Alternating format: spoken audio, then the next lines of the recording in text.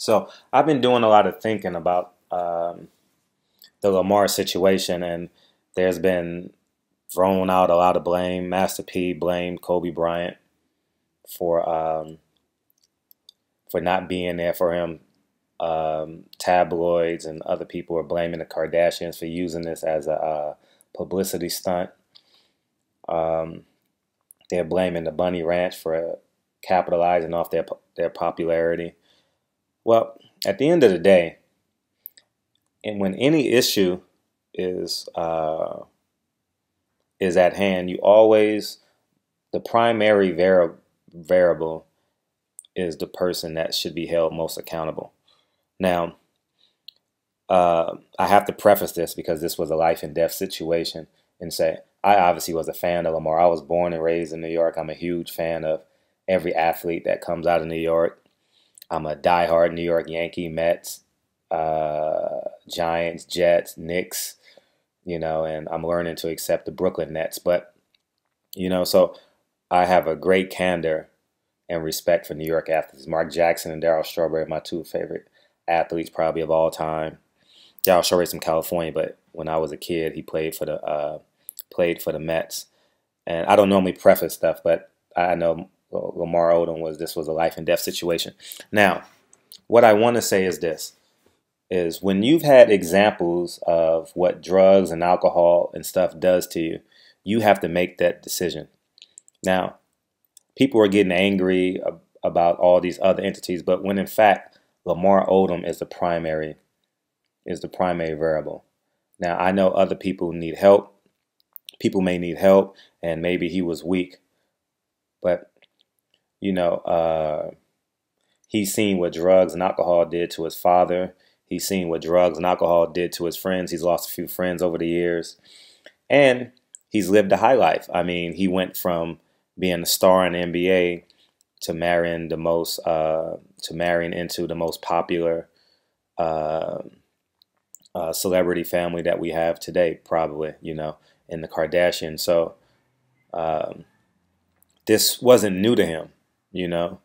Now, I would agree that he's sick and he may need help. However, at the end of the day, Lamar Odom is the primary variable. And I understand that when someone falls sick or fall ill, you want them to get help, you want them to get treatment. But when Lamar Odom comes to, he has to hold himself. At the end of the day, Lamar Odom has to hold himself accountable. He has to hold himself to a higher standard. Uh, he has to want to do better. And and you're speaking to a guy, and I'm coming from experience. I've never done drugs and alcohol ever, never in my life. I've never even taken a Tylenol in my adult life. And but I've seen what drugs and alcohol does to the family. My dad died at 57. He was an alcoholic, and I just chose not to live that route. I have cousins doing life in prison for distributing drugs and taking drugs, and but it's sad that in the society that we live in today, we look to release our stresses and problems through secondary variables.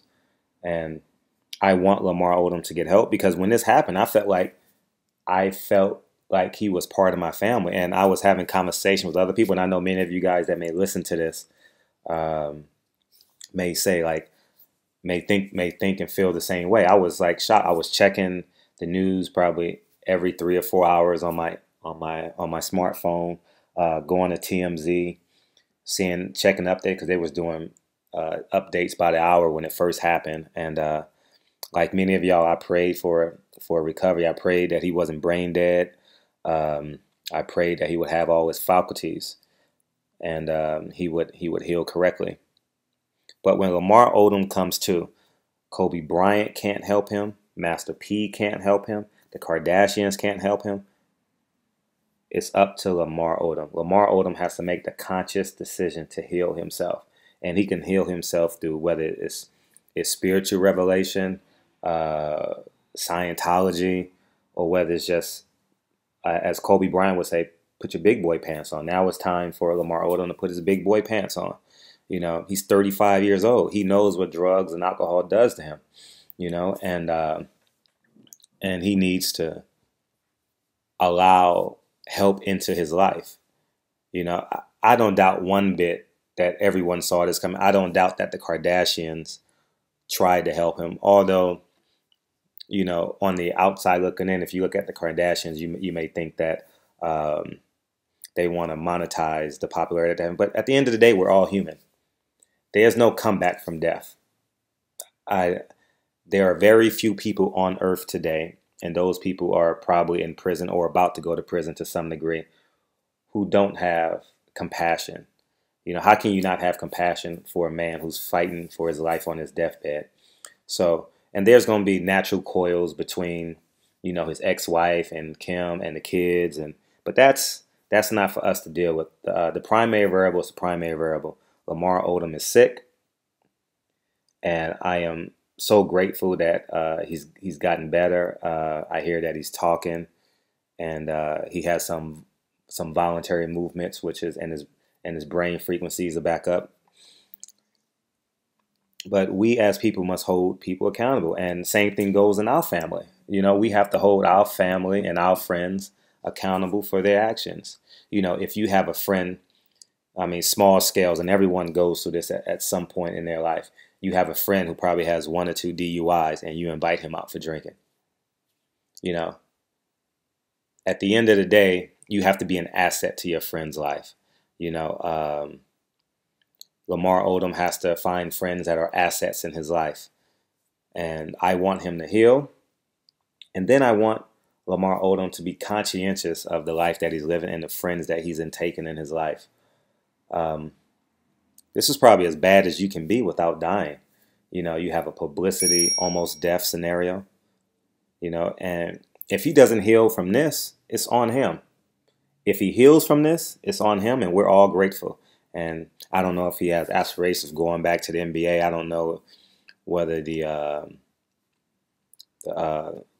effects of what has happened to him, will he have full body, 100% bodily function? I pray that he does. But let's not cast the blame on Master P, the Kardashians, Kobe Bryant, the Lakers, Phil Jackson, whoever you want to blame, or his childhood friends or his dad. At the end of the day, Lamar Odom is a 35-year-old man. And because he is a 35-year-old man, he was blessed with the gift of discernment to be able to decipher right and wrong. And he's had opportunities to get help. He's reached out for help. And now it's time for him to act upon that, because to my knowledge, Kobe Bryant has never drank or smoked in his life, and he's very adamant about that. I've seen Lamar Odom at Floyd Mayweather fights. Floyd Mayweather doesn't drink or smoke. So he has people in his life, or people that he know, who he can reach out for help to. And I know they've reached out to him. I don't doubt one bit Kobe Bryant has sat Lamar Odom down and had conversations with him. I don't doubt one bit that other people in the NBA has had conversations with him about drinking and smoking and living that lifestyle, and whether it was depression from the Kardashians. I don't know. But Lamar Odom, at the end of the day, you have to get better. You have to want to get better. Take the advice of your teammate and the gentleman that led you to two of your NBA championships. It's time for Lamar Odom to put his big boy pants on and acknowledge that he has a problem and invite help into his life. The same way you go to church and you ask God to be saved, the same way when you're broke and don't have a job, you fill out the resume and you actively pursue a job. He has to actively pursue help. And I want him to actively pursue help. It pierced me when I found out that Lamar Odom was sick and on his deathbed. I was overwhelmed. So Lamar Odom, I don't, probably this won't ever get to him, but some of you guys may be going through this yourself, maybe having drug or alcohol problems or going through depression. It's, at the end of the day, it's on you. You have people in your life who are going to actively seek your attention and ask you to get help. And then they become passive about it because you're not responding to them. So I encourage everyone out there who have family and friends who have drug and alcohol issues, remind them that They are the primary variable, and it's completely up to them. At the end of the day, it's completely up to them. I have friends and family that are in jail right now, and without a doubt, the elder statements in my family has reached out to them and advised them what to do. But at the end of the day, they chose to go out and sell drugs, carry guns, shoot people, and now I have a handful of cousins who's doing 25 to life. I have a handful of cousins that's doing 5 years, 10 years, So at the end of the day, you make your decisions. God blessed us all with the gift of discernment. And I encourage all of you guys to be positive lights in other people's lives and people um, that need help. All you can do is reinforce positive behavior, and it's up to them. So we're all going to send positive energy, or whatever God you believe in. Send positive energies to Lamar and everyone else, and don't forget to pray and send positive energy to people in your circle of friends and your family that are going through similar issues that need help. They should have gotten an awakening now with Lamar Odom. They see their effect of their actions, and this is Barbershop Conversations. And Lamar Odom, I saw on the bottom line last night when I was watching Monday Night Football that he's being transported either today or last night to a hospital here in LA, and I can't help but wish him well. I've met Lamar Odom a handful of times. I've shaken his hand and said hello to him. But I've seen him anywhere between 50 and 75 times with me living in LA and me and his media thing and having mutual friends, or I wouldn't even say friends, but just being in the same environment. And very low key, casual guy. Like he's basically your quiet cousin. That just hangs out and plays the background. I've never seen him in the foreground and things. I've seen him at concerts. I've seen him with Shaq. I've seen him out with, everyone you could think of in LA. And I've never seen him being the focal point of attention. Never, ever. And I've seen him at least 50 times here in LA, not on the basketball court. So I wish Lamar Odom well. I want him to heal, but I want him to understand that now it's time for him to hold himself accountable. Because when this is over, no one's going to feel sorry for him if he relapses again. It becomes the same old song, the same old saga. So America is rooting for Lamar Odom. The world is rooting for Lamar Odom. The power of prayer is amazing. And everyone that I know, everyone that they know, everyone has sent out positive energy and or prayer to Lamar Odom. Now it's time for Lamar Odom to reinforce positive behaviors and invite positive forces in his life. And we're going to sit back and root for Lamar Odom. And